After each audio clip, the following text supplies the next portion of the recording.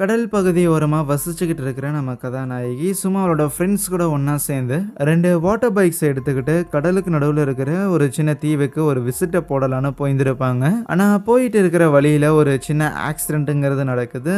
அப்போ அந்த வழியா வந்த ஒருத்தன் இவங்களுக்கு உதவி பண்றதுக்காக முயற்சி பண்றான். ஆரம்பத்துல ஏதோ ஜென்யூனா ஹெல்ப் பண்ற மாதிரி தான் இருக்கும். பட் போக போக அவனோட நடவடிக்கைகள்ல சில சந்தேகங்கள் இருக்கு. அதுக்கப்புறம் என்ன நடந்துச்சு அப்படிங்கிறது தான் இந்த படத்தோட கதை. மறக்காம வீடியோக்கு ஒரு லைக்கை தெரிய விட்டுட்டு அப்படியே சேனலையும் சப்ஸ்கிரைப் பண்ணி வச்சுக்கோங்க.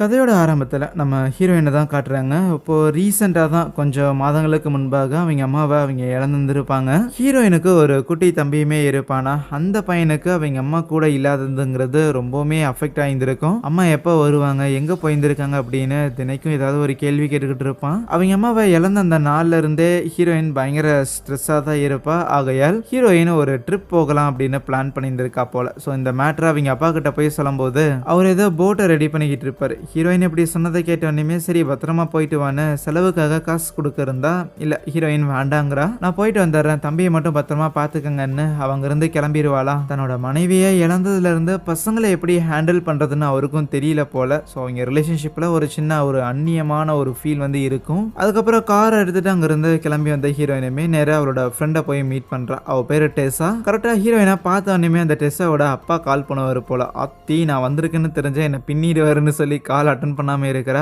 வீட்டில் சொல்லாம வந்திருக்கா. நம்ம ஹீரோயினோட அம்மா இறந்து போனதுல இருந்து அவ ஒரு மாதிரி வீட்லயே தான் லைக் தம்பியை பார்த்துக்கணும் அப்படின்னு சொல்லிட்டு அப்படியே ஒரு மாதிரி லோவா இருக்கிறான்னு தெரிஞ்சுக்கிட்டு ஹீரோயினை கொஞ்சம் சப்போர்ட் பண்ணுவோம், அவளோட மூட அப்லிஃப்ட் பண்ணுவோம் அப்படின்னு சொல்லி தான் இந்த ஒரு ட்ரிப்பையே அரேஞ்ச் பண்ணியிருந்திருக்கா. இந்த ட்ரிப்ல டெஸாவோட பாய் ஃப்ரெண்ட் ஒரு பையன் இருப்பான், டைசன் அப்படின்னும். பிளஸ் அந்த டைசனோட ஃப்ரெண்டு இன்னொரு பையன் இருப்பான், அவன் பேர் வந்து சாம். நம்ம ஹீரோயினுக்கு இந்த டைசனையோ இந்த சாமையோலாம் தெரியாது. இப்போ இவ கூப்பிட்டுருக்கா, டெஸா கூப்பிட்டுருக்கா, அதனால தான் வந்திருக்கா. இங்க பக்கத்தில் இருக்கிற சில பவளப்பாறை தீவுகளுக்கு போகலாம் அப்படின்னு ஒரு பிளான் போட்டிருந்திருக்காங்க போல. ஆனா இதை சொன்ன உடனேயுமே ஹீரோயினுக்கு என்னது அவ்வளவு தூரமாவா, இல்லையே நான் ஈவினிங் வீட்டுக்கு போய் ஆகணுமேனு சொன்னதுக்கு அதெல்லாம் அவ்வளவு தூரம்லாம் கிடையாது, ஈவினிங் கரெக்டா வீட்டுக்குலாம் வந்துடலான்னு வாக்கு கொடுக்குறானுங்க. சரின்னு ஹீரோயினுமே தன்னோட தம்பிக்கு கால் பண்ணிட்டு இந்த மாதிரி தான் ஈவினிங் வரைக்கும் கொஞ்சம் லேட் கூட ஆகலாம் அப்படிங்கிற மேட்டர்லாம் இன்ஃபார்ம் பண்றாளா. ஒன்ஸ் கால் பேசினதுக்கு அப்புறம் அந்த டெஸ்ஸா இருக்கிறாள், அவ வந்துட்டு இந்த மாதிரி எதுக்கு எப்ப பார்த்தாலும் உன்னோட ஃபேமிலியை பத்தியே யோசிச்சுக்கிட்டு இருக்கிற, உன் தம்பியை பார்த்துக்கிறதுக்காக உன்னோட அப்பா வீட்டில் தானே இருக்கிறாரு, அதெல்லாம் ஒன்றும் பிரச்சனை கிடையாது, அவர் பார்த்துக்குவாரு, நீ இந்த ஒரு ட்ரிப்பில் சும்மா என்ஜாய் பண்ணுறதை மட்டும் ஃபோக்கஸ் பண்ணு, மற்றபடி வேற எந்த ஒரு டென்ஷனையுமே மைண்டில் வச்சுக்காதங்கிற மாதிரி சொல்லுவாளா.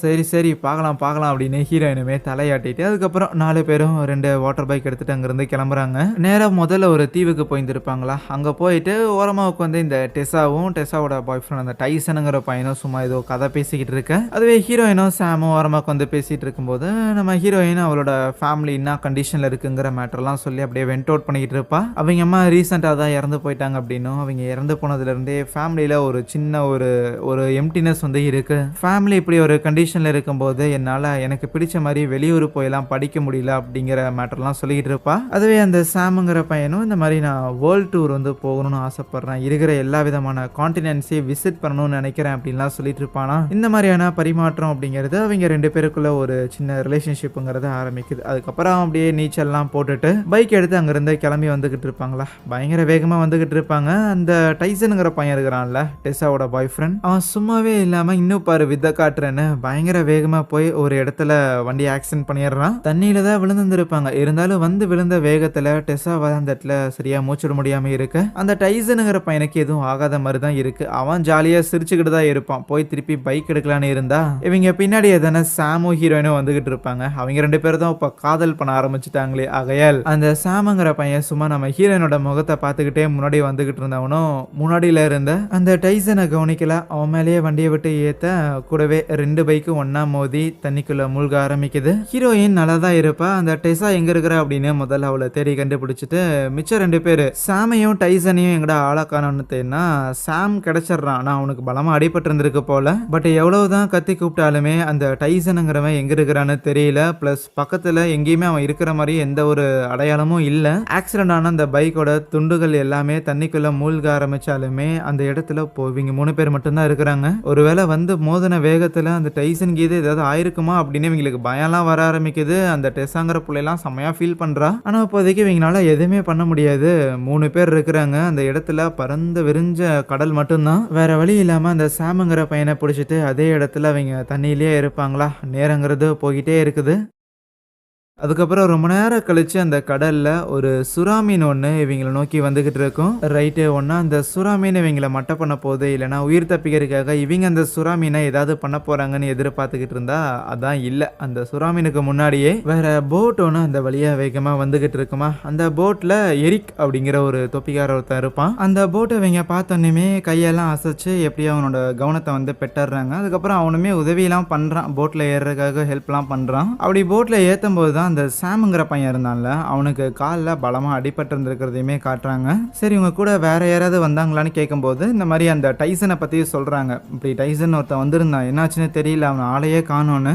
எரிக்குமே சரி இருங்க நான் உதவிக்கு கீது ஆளுங்க யாராவது வருவாங்களான்னு கான்டாக்ட் பண்ணி பாக்குறேன் அப்படின்னு கப்பலுக்குள்ள போறான். ஆனா உள்ள போனவன் என்ன யோசிச்சான்னு தெரியல, அப்படியே திரும்பி வெளியில இவங்க இருக்கிறது எல்லாத்தையுமே எட்டி பார்த்துக்கிட்டு இருப்பானா. அந்த சாமுங்கிற பையன் பயங்கரமா வழியில துடிச்சுக்கிட்டு இருக்க. அப்போ டெஸ்ஸா தான் சரி இரு நான் போய் உள்ள அவனுக்கு தண்ணி குடிக்கிற கெட்டு வரேன்னு நேரா கப்பலுக்குள்ள வருவா. ஹீரோயினும் அந்த சாமுங்கிற பையனுக்கு ஆறுதல் சொல்லிக்கிட்டு இருக்க. அப்படியே நேரம் போனதுதான் போச்சே தவிர தண்ணி எடுத்துட்டு வரணும்னு சொன்னவ ஆளை காணோம். எங்கடா போனோன்னு ஹீரோயினுமே கப்பலுக்குள்ள வருவாளா. வந்து பார்த்தா அந்த எரிக் தாங்க இருப்பான். இந்த மாதிரி என்னோட ஃப்ரெண்டு டெஸ்ஸா உள்ள தண்ணி எடுக்கிறன்னு வந்தாலே எங்க போனான்னு உங்களுக்கு தெரியுமான்னு கேட்டதுக்கு அதுக்கு அவன் பதில் சொல்லாம உங்களை ரெஸ்கியூ பண்ணி கூட்டிட்டு போறதுக்காக நான் ஆளுங்களை கான்டாக்ட் பண்ணியிருக்கேன், கூடிய சீக்கிரம் வந்துருவாங்கங்கிற மாதிரி அவன் பேச ஆரம்பிப்பானா. ஹீரோயினுமே சரி நீங்க யாரு, உங்களோட பேர் என்ன, நீங்க எங்கிருந்து வந்துகிட்டு இருக்கிறீங்க, எப்படி இந்த வழியா வந்தீங்க அப்படிங்கிற கேள்வியெல்லாம் கேட்கும்போது அதுக்குமே அவன் ப்ராப்பரான பதிலுங்கிறத கொடுக்க மாட்டான். கடலுங்கிறது ரொம்பவுமே ஆபத்தான ஒரு இடம். இந்த அளவுக்கு பறந்து விரிஞ்ச ஒரு பகுதியில வெறும் நம்ம மட்டும்தான் தனியா டிராவல் பண்றோம் அப்படின்னா அது அதுக்கு மேல ரொம்ப ஆபத்துன்னு பேசிக்கிட்டு இருந்தவன் ஒரு கர்ச்சீஃப்ல ஏதோ மயக்க மருந்து மாதிரி ஊத்தி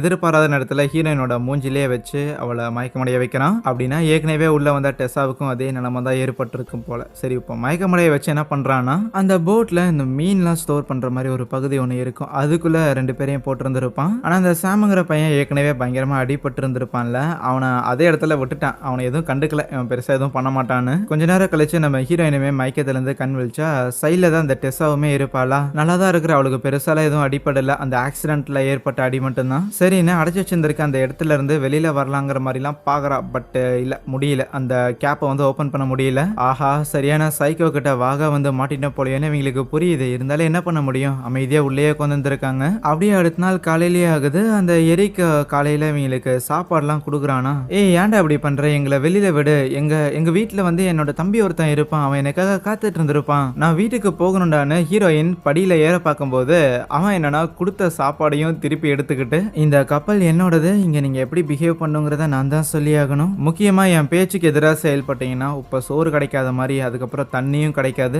நீங்களும் உயிரோட இருக்க மாட்டீங்கிற மாதிரி மிரட்டிட்டு லாக் பண்ணிடுவான். சிறிது நேரம் கழித்த இந்த போட்டு பக்கத்துல இன்னொரு போட் வரும், அதுல இருந்து ஒரு மொட்டை ஒருத்தன் இறங்கி வருவான். அந்த மொட்டை அவனுமே வந்து எரிக்கோட கூலி தான். 2 பேரும் பார்ட்னர்ஸ். பிளஸ் அந்த மொட்டை ஒரு டாக்டராகவும் இருப்பான். சாமோட பாடி கண்டிஷனை பார்த்துட்டு இவனோட உடம்புல என்னென்ன உறுப்புகள்லாம் தேருங்கிற மாதிரி கால்குலேஷன் போட்டுக்கிட்டு இருப்பான். ஏன்னா அவனுக்கு 2 பேரும் ஆர்கன் எல்லாம் திருடுவானுங்க போல. அதுக்கப்புறம் கையோட டெஸ்ஸாவையும் ஹீரோயினையும் உள்ள வந்து பாப்பானுங்க. அவ்வளோ திமிரா வந்துருப்பானுங்க, லைக் இவளுங்க என்ன பண்ணிட போறாளுங்கன்னு. உள்ள வந்ததுக்கு அப்புறம் டெஸ்ஸாவோட வயிறுல தான் ஏற்கனவே அடிபட்டு இருந்திருக்கும்ல, ஆகையால் அவளோட கண்டிஷன் வந்து என்ன நிலைமையில இருக்குதுங்கிற மாதிரி அந்த மொட்டை செக் பண்ணிக்கிட்டு இருப்பான். அதெல்லாம் செக் பண்ணி முடிச்சுட்டு திருப்பி வெளியில வந்தவனுங்களும் இப்போ அந்த சாம் இருக்கிறான்ல அவனோட பாடியை அப்படியே கூறு போட்டு அந்த உடம்புல இருந்து என்னென்னலாம் எடுக்க முடியுமோ அந்த எல்லா ஆர்கனையுமே வெளியில எடுத்துறானுங்களா. உடலை அறுக்கிறதுக்காக எல்லாம் நிறைய மிஷின் எல்லாம் பயன்படுத்தி இருந்திருப்பானுங்க. அந்த சத்தம் எல்லாமே இவங்களுக்கும் கேட்டிருந்திருக்கும். ஒரு ஃபிளஷை வந்து அறுக்கும் போது அந்த சத்தம் எல்லாம் கேட்கும்ல. தேவையில்லாம இப்படி ஒரு பெரிய ஆபத்துல கூட்டிட்டு வந்து உன்னையுமே நான் மாட்டி விட்டுட்டேன்னு டெஸ்ஸா எல்லாம் செமையா ஃபீல் பண்றா. ஹீரோயினுக்குமே என்ன பண்றதுன்னு தெரியல. ஆனா அப்பதான் அங்க இருக்கிற ஒரு பெட்ல வந்து நிறைய இந்த துரு பிடிச்ச இரும்பு துண்டெல்லாம் விழுந்திருக்கும். டைரக்டா மேல வந்து அந்த கேப் தான் இருக்கு. ஒருவேளை இதுக்கு முன்னாடி இவனுங்க யாரையாவது இங்க அடைச்சு வச்சு இவங்க கிட்ட அதை நீக்க முயற்சி பண்ணியிருந்திருப்பாங்களோன்னு இவளுக்கு அந்த இடத்துல ஒரு கம்பி ஒன்று கிடைச்சிருந்திருக்கும். அந்த கம்பியை வச்சு அந்த கேப்பை இது மறுபடியும் டேமேஜ் பண்ண முடியுமா, ஏற்கனவே அது துரு பிடிச்சிருந்துருக்குல்ல, ஸோ கொஞ்சம் டேமேஜ் பண்ணா எஸ்கேப் ஆகிறதுக்கு ஏதாவது வாய்ப்பு இது அமையுமா அப்படின்னு சொல்லி முயற்சி பண்ணி பார்த்துட்டு இருப்பா. அன்னைக்கு ஈவினிங்கே ஆயிடும். சாமோட பாடியை கூறு போட்டதுக்கு அப்புறம் அந்த டெசாவை பிடிச்சி இழுத்துட்டு போகலான்னு இருக்க டெசாவை விட சொல்லி ஹீரோயின் சண்டைக்கெல்லாம் வருவாளா, உடனே மேலேயே ஒன்று போட்டுட்டு டெசாவை வெளியில கூட்டிட்டு வந்தவனுங்களும் முதல்ல அவளோட பிளட் குரூப்லாம் என்னன்னு செக் பண்றதுக்காக ரத்தம்லாம் எடுத்துக்கிட்டு இருப்பானுங்க ஓரமாக்கு வந்து. அதுவே ஹீரோயினுக்கு என்ன பண்றதுன்னே தெரியல, எப்படி அவளை காப்பாத்துறதுன்னு தெரியல. ஆகையால் ஏற்கனவே அவ கையில வச்சிருந்த கம்பியை வச்சு அந்த ஒரு கேப்பை நோண்டிக்கிட்டு இருந்தால அதே மாதிரி மறுபடியும் அந்த கேப் ஓபன் பண்ண முடியுமான்னு இந்த தடவை கொஞ்சம் அவசரமாவே அதை நீக்கிறதுக்காக முயற்சி பண்ணிக்கிட்டு இருப்பா. ஏன்னா கொஞ்சம் லேட் பண்ணாலுமே டெசாவை போட்டு தள்ளிடுவாங்கன்னு இவளுக்கு தெரியும். ஃபார்ச்சுனேட்லி எப்படியோ நம்ம ஹீரோயினும் அந்த கேப்பை ஓப்பன் பண்ண செய்கிறாளா. வெளியில் வந்த உடனேயுமே ஓரளவுக்கு கொஞ்சம் பதுங்கி சேஃப் ஆகிக்கிறா. நைட்டே ஆயிருந்திருக்கும். நைட்டோட நைட்டாக டெசாவோட உடல் உறுப்புகளையெல்லாம் எடுத்துடலான்னு அந்த டாக்டரும் அந்த டெசாவை கொண்டு வந்து அங்கே இருக்கிற ஒரு பெட்டில் வச்சுட்டு ஆப்ரேட் பண்ணுறதுக்காக திங்ஸ் எல்லாத்தையும் தயார் பண்ணிக்கிட்டு இருப்பானா. ஹீரோயின் இந்த கேப்பில் போட்டுக்குள்ளே போயிட்டு அங்கே இருக்கிற ரேடியோவை யூஸ் பண்ணி கரையில் இருக்கிற யாரையாவது காண்டாக்ட் பண்ணான்னு பார்த்தா இல்லை, எதுவுமே வேலைக்காகல. அப்போன்னு பார்த்து அந்த எரி கரெக்டாக உள்ளே வந்துடுவானா. அவங்ககிட்ட சிக்கிடக்கூடாதுன்னு அப்படியே பதுங்கி உரமா வந்தவளும் வெளியில டெசாவை போட்டு தள்ளுறதுக்காக அந்த டாக்டர் எல்லாத்தையும் ரெடி பண்ணிட்டு இருக்கிறாங்கிறத பாத்துறா. ஆஹா, எப்படியாவது இவளை காப்பாத்தணுமேனு அப்பதான் அந்த இடத்துல ஒரு கிராஸ் போ மாதிரி ஒன்று இருக்கும். அதை எடுத்து அந்த டாக்டரை மிரட்ட ஆரம்பிக்கிறா. ஆனா அந்த டாக்டர் பயப்படல. ஏதோ சின்ன பொண்ணு நம்மள ஜபர்காட்ட ட்ரை பண்றா அப்படின்னு, என்னடி ஷூட் பண்ணிடுவியா, பண்ணு அப்படின்னு சொல்லிட்டு இருந்தா. அவ பொசுக்குன்னு ஷூட் பண்ணிட்டு கூடவே டெசாவையும் காப்பாத்துறதுக்காக முயற்சி பண்ண அந்த டாக்டர் விடாம நம்ம ஹீரோயினா அடிக்கலான்னு ட்ரை பண்ணும்போது கரெக்டா டெசாவோட கட்டெல்லாம் அவுழ்த்துக்கிட்டு அங்க இருக்கிற ஒரு கத்தி எடுத்து அந்த டாக்டரோட கழுத்துலயே கிழிச்சு விட்டுறான். அதுக்கப்புறம் ரெண்டு பேரும் சேஃபா அங்க இருந்து தண்ணியில இறங்கிடுவாங்க. இது தெரியாத அந்த எரிக்குமே டாக்டர் வேலையெல்லாம் முடிச்சுட்டானா என்னன்னு வந்து பார்த்தா அவன் தான் அந்த இடத்துல இறந்து கிடப்பானே. கூடவே அந்த கிராஸ் பவும் அங்கதான் கிடக்கும். ஸோ அப்படின்னா போட்டு தெளிந்திருக்காங்கன்னு புரிஞ்சிருச்சு. ஆனா எங்க போனாங்க பார்க்கவே இல்லையேன்னு அவனும் போட்டு ஃபுல்லா டார்ச் அடிச்செல்லாம் தேடிட்டு இருக்கிறான். எங்கேயுமே காணோம். ஒருவேளை தண்ணியில கீது குதிச்சுட்டாளுங்களோ அப்படின்னு தண்ணியில லைட் அடிச்சு பார்த்தா எஸ், அங்கதான் தண்ணியில நீந்தி போய்கிட்டு இருப்பாங்க. டெசாவுக்கு ஏற்கனவே அடிபட்டு இருந்திருக்கும். அதனாலேயே அவளால் வேகமா நீந்த முடியாது. ஆகையால் மெதுவா போய்கிட்டு இருக்க எரிக் பார்த்துறான். அந்த மொட்டை இருந்தால அவனோட போட் வந்து அங்க கொஞ்சம் தூரத்துல இருக்குமா, அந்த போட்டை நோக்கி தான் போறாங்கன்னு புரிஞ்சுக்கிட்டு இவனோட போட்டை ஸ்டார்ட் பண்ணலான்னு இருக்கும்போது போட் வந்து ஸ்டார்ட் ஆகல. என்னடான்னு இன்ஜின் இருக்கிற பகுதிக்கு போனா அங்க இருக்கிற ஒயர்ஸ் எல்லாம் கட் ஆயிருந்திருக்கு. ஏற்கனவே ஹீரோயின் அந்த இன்ஜின் ரூம்குள்ள போய் ஒயர் எல்லாம் கட் பண்ணி வச்சிருந்திருக்கா. ஸோ இப்போ அவன் ஹீரோயினை பிடிக்கணும்னா போட்டை சரி பண்ணணும், இல்லைன்னா நீந்தி தான் வந்தாகணும். அதுவே ஹீரோயினும் அந்த டெசாவும் நீந்தி வந்துகிட்டு இருந்தா டெசாவால் அதுக்கு மேல நீந்த முடியல. இல்ல என்ன நீ விட்டுரு, நீ போய் நீ எப்படியாவது தப்பிச்சிரு, என்ன விட்டுரு அப்படின்னு சொல்லி ஒரு நிமிஷத்துக்கு பாச போராட்டம்லாம் நடந்துருக்கும். அதுக்கப்புறம் தான் ஹீரோயின் சரி நீ இங்கே தண்ணியிலேயே மிதந்துகிட்டே இரு, நான் கண்டிப்பா வந்து உன்னை காப்பாத்துறேன் அப்படின்னு ஹீரோயின் வேகமா நீந்தி எப்படியும் அந்த போட்டையும் வந்து ரீச் பண்றாளா. வந்து ரீச் ஆன உடனேயுமே அந்த போட்ல வேற யாராவது இருப்பாங்களான்னு பயங்கர பயம் இருக்கும். இருந்தாலும் யாரும் கிடையாது.